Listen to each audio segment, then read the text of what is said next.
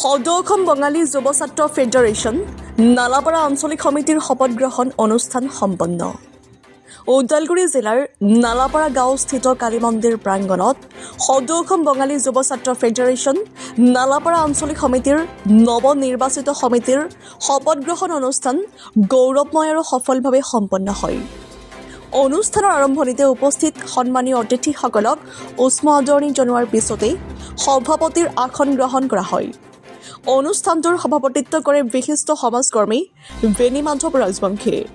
এই উপলক্ষে টংলা, ডিমাকুচি, নাগৰিজুলি, নালাপাৰা, ঘগ্ৰা আদি বিভিন্ন আঞ্চলিক সমিতিৰ সভাপতি আৰু সম্পাদকসকল বিশেষভাৱে সম্বৰ্ধনা জনোৱা হয়।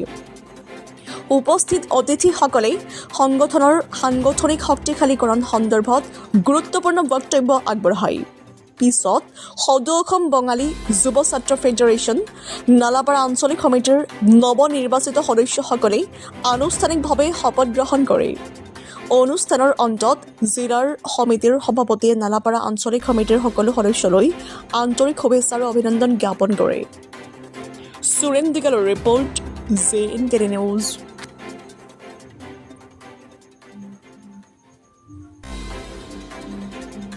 সৌভাগ্যৰ দিন বুলি আমি ক'ব পাৰোঁ, কাৰণ আমাৰ চাওক বৃহত্তৰ নালাপাৰা অঞ্চলত আমাৰ আজি সদৌ অসম বাঙালী যুৱ ছাত্ৰ ফেডাৰেশ্যনৰ নেতৃত্বত এতিয়া নতুন আঞ্চলিক সমিতি আমাৰ গঠন হৈছিলে আৰু সেই আঞ্চলিক সমিতিটোৰ আজি আমি শপত গ্ৰহণ অনুষ্ঠান ৰাখিছিলোঁ। আৰু আমি আশা কৰোঁ যে এই অঞ্চলৰ শৈক্ষিক দিশত যথেষ্ট পিছ পৰি আছে আৰু আমাৰ এই ভিতৰৰ অঞ্চলত আমাৰ বিভিন্ন সমস্যাৰে আমি জৰ্জৰিত হৈ আছোঁ।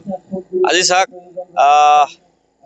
শিক্ষাৰ ক্ষেত্ৰতো আপোনাৰ যথেষ্টখিনি পিছ পৰি আছে এই অঞ্চলত, আৰু বহু ধৰণৰ ক্ষেত্ৰত আমাৰ হাতী মানুহৰ সংঘাতে হওক, শৈক্ষিক ক্ষেত্ৰত হওক, বিভিন্ন দিশত পিছ পৰি আছে। তো মই আশা কৰোঁ যে এই নৱগঠিত আঞ্চলিক সমিতিটোৱে এই সমাজৰ শৈক্ষিক দিশটো উন্নয়নৰ কাৰণে তেওঁলোকে যথেষ্ট চেষ্টা কৰিব আৰু লগতে এই অঞ্চলৰ সৰ্বাংগীন উন্নয়নৰ কাৰণে এই সংগঠনটোৱে কাম কৰি যাব বুলি মই আশাবাদী। 51জনীয়া এজন সমিতি হ'ল, শক্তিশালী সমিতি। আৰু আমি এইটোও ক'ব বিচাৰোঁ যে আমাৰ সদৌ অসম বাঙালী যুৱ ছাত্ৰ ফেডাৰেশ্যনৰ আমাৰ ইয়াতে বিভিন্ন আঞ্চলিকৰ পৰাও আমাৰ সভাপতি সম্পাদক তথা আঞ্চলিক সমিতিৰ সমূহ বিষয়ববীয়া আহিছিলে, আৰু লগতে আমাৰ তামোলপুৰ ডিষ্ট্ৰিক্ট নাগৰিজুলি সমিতিৰ আঞ্চলিকৰ সভাপতি সম্পাদক আহিছিলে, ডিমাকুচিৰ পৰা আহিছিলে, ওদালগুৰিৰ পৰা আহিছিলে, আৰু আমাৰ অন্যান্য আৰু আমাৰ সংগঠনৰ সতীৰ্থবৃন্দ সকলো আহিছিলে। তো মই আশা কৰোঁ যে আমাৰ সদৌ অসম বাঙালী যুৱ ছাত্ৰ ফেডাৰেশ্যনৰ এই বলিষ্ঠ নেতৃত্বত আমাৰ আঞ্চলিকটোৱে এই অঞ্চলৰ সৰ্বাংগীন উন্নয়নৰ কাৰণে খুব সহজতে কাম কৰি যাব পাৰিব। আৰু আমি যথেষ্ট সঁহাৰি পাইছোঁ, ৰাইজে যথেষ্ট সঁহাৰি দিছে, সকলোৱে আহিছে। আৰু আমাৰ যিবিলাক সমস্যাবিলাক আছে সেই সমস্যাৰ কাৰণে ঐক্যবদ্ধভাৱে আমি আমাৰ বিভাগীয় কৰ্তৃপক্ষ বা আমাৰ চৰকাৰৰ ওচৰত আমি উপস্থাপন কৰিব পাৰিম এই প্লেটফৰ্মৰ মাধ্যম দি। আৰু লগতে এইটোৱে ক'ব বিচাৰোঁ, চাওক আঁচনি এটা দিলে যে জাতি এটা উন্নয়ন হ'ব সেইটো নহয়। চৰকাৰে কেৱল আঁচনি দি আছে, কিন্তু আমাৰ বাঙালী জাতিটোক কিন্তু বিভিন্ন ক্ষেত্ৰত লাঞ্ছিত বঞ্চিত কৰি গৈ আছে। তাৰমানে আজি চাওক বাঙালী জাতিটোৰ কিন্তু নাগৰিকত্বৰ সমস্যাটো কিন্তু এতিয়ালৈকে সমাধান কৰি দিয়া নাই। আজি মাটি বাৰী চাওক, মাটি বাৰীৰ সমস্যাও কিন্তু সমাধান কৰি দিয়া নাই। গতিকে এতিয়া আমি ঐক্যবদ্ধভাৱে আমাৰ সংগঠনৰ বেনাৰত আমি ঐক্যবদ্ধভাৱে কিন্তু আমাৰ সমস্যাৰ কাৰণে কিন্তু আমি কাম কৰি যাম, বা আমি চৰকাৰ বা আমাৰ বিভাগীয় কৰ্তৃপক্ষক কিন্তু আমি আমাৰ বিষয়বিলাক উপস্থাপন কৰিম আমি। ধন্যবাদ। সদৌ অসম বঙালী যুৱ ছাত্ৰ ফেডাৰেশ্যন ওদালগুৰি জিলাৰ পৰা আমি নালাপাৰাত এটা অনুষ্ঠান কৰিছোঁ, শপত গ্ৰহণ অনুষ্ঠান। তাতে আমি শুভেচ্ছা দিলোঁ সিহঁতক। তো শপত গ্ৰহণ অনুষ্ঠানটো যথেষ্ট আমাৰ মান্য জ্ঞানী তাৰমানে বিশিষ্ট ব্যক্তিসকল আছিল ইয়াতে। সেইকাৰণে আমি যিটো অনুষ্ঠানটো আমি কমিটিটো বনাইছিলোঁ 11 ডিচেম্বৰত কমিটিটো বনাইছোঁ। আজি আমি শপত গ্ৰহণ ল'লোঁ। শপত গ্ৰহণটো অনুষ্ঠানটো ভালকৈ হৈ গ'ল। আমি সেই তেখেতসকলক শুভেচ্ছা দিছোঁ যে নালাপাৰা আঞ্চলিকটো বহুত ষ্ট্ৰং কমিটি এখন আমি গঠন কৰি দিছোঁ, তেখেতে ৰাইজৰ হৈ কাম কৰিব। বাছ সেইখিনি 51জনীয়া কৰিছোঁ। তো আমি ডিষ্ট্ৰিক্টৰ পৰা আমাৰ ফালৰ পৰা চবকে শুভেচ্ছা দিলোঁ যে ভালকৈ কাম কৰক, ৰাইজৰ হৈ কাম কৰক। তাতে আশা কৰোঁ যে আমি কেন্দ্ৰীয় সমিতিয়েও যাতে সহযোগ কৰে আৰু গোটেইখিনি আঞ্চলিক লৈ একত্ৰীকৰণৰ বিষয়ে আমাৰ চিন্তা চৰ্চাবিলাক চলি আছে। সেইটোলৈ আমি যথেষ্ট উৎসাহিত যে আমি চব সংগঠন মিলি যিমান বাঙালী সংগঠন আছে গোটেইখিনি একত্ৰীকৰণৰ কাৰণে আমি একতাভাৱে কাম কৰিব লাগে। চেণ্ট্ৰেল কমিটিয়ে যিখিনি সিদ্ধান্ত ল'ব একত্ৰীকৰণৰ, তাতে আমি সম্পূৰ্ণ সহযোগ কৰিম। চেণ্ট্ৰেল কমিটিৰ ওপৰত আমি গোটেইখিনি এৰিলোঁ। নালাপাৰা অঞ্চলত যোৱা কিছুদিন আগতে ইয়াতে ওদালগুৰি জিলা সমিতিৰ অন্তৰ্ভুক্ত সদৌ অসম বাঙালী যুৱ ছাত্ৰ ফেডাৰেশ্যনৰ নেতৃত্বত নালাপাৰাত 51জনীয়া এটি শক্তিশালী আঞ্চলিক সমিতি গঠন কৰা হৈছিলে।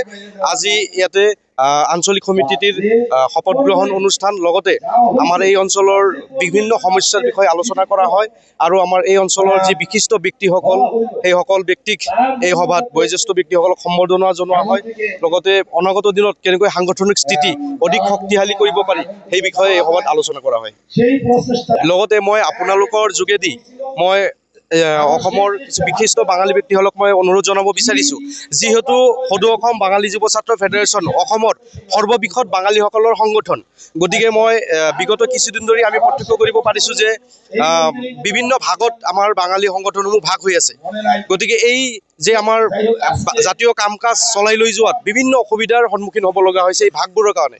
গতিকে মই আজি সংবাদ মাধ্যমৰ যোগেদি আমাৰ প্ৰাক্তন সভাপতিসকল সন্মানীয় সুশীল দাস, শ্যামল চৰকাৰ দেৱ, দীপক দে, মহানন্দ দত্ত চৰকাৰ, মই আপোনালোকক অনুৰোধ জনাইছোঁ আজি এই নালাপাৰা অঞ্চলৰ পৰাই যে আপোনালোকৰ নেতৃত্বত গোটেইটো অসমলৈ, যিহেতু বাঙালীসকলৰ একমাত্ৰ শক্তিশালী সংগঠন বাঙালী যুৱ ছাত্ৰ ফেডাৰেশ্যন, গতিকে আপোনালোকে নেতৃত্ব লৈ যাতে অনাগত দিনত আটাইকেইটা গোট একগোট হৈ কাম কৰিব পাৰে সেই ব্যৱস্থা আপোনালোকে কৰাৰ কাৰণে অনুৰোধ জনাইছোঁ। আমি কিছুদিন আগত দেখিবলৈ পাইছোঁ দুইটা জাগাত কেন্দ্ৰীয় অধিৱেশনৰ দিন ঘোষণা কৰিছে দুইটা টিমে, যে দুইটা টিমেই কৈছে যে আমাৰ ইয়াতে একত্ৰীকৰণ কৰি আমি ইয়াতে কেন্দ্ৰীয় সমিতিৰ অধিৱেশন পাতিছোঁ। কিন্তু দুই জাগাত একত্ৰিত কৰি দুই জাগাত কেনেকৈ কেন্দ্ৰীয় অধিৱেশন হ'ব পাৰে। গতিকে মই প্ৰাক্তন সভাপতিসকলক অনুৰোধ জনাইছোঁ, আমাৰ প্ৰতিষ্ঠাপক সভাপতি সহদেৱ দাসদেৱ আছে, শ্যামল চৰকাৰ দেৱ আছে, দীপক দে আছে, সুশীল দাস আছে, মহানন্দ দত্ত চৰকাৰ আছে। আপোনালোকে যিহেতু ইমান দিনে জাতিৰ কাৰণে সংগঠনৰ কাৰণে ইমান ত্যাগ কৰিলে, গতিকে আমি অনুৰোধ জনাইছোঁ আপোনালোকে দায়িত্ব লৈ আপোনালোকৰ নেতৃত্বত যাতে গোটেইটো অসমত গোটেইকেইটা বিভাজিত গোট একগোট হৈ কাম কৰিব পাৰে এনেকুৱা এটা আপোনালোকে ব্যৱস্থা এটা কৰি দি যাবৰ কাৰণে আমি অনুৰোধ জনাইছোঁ।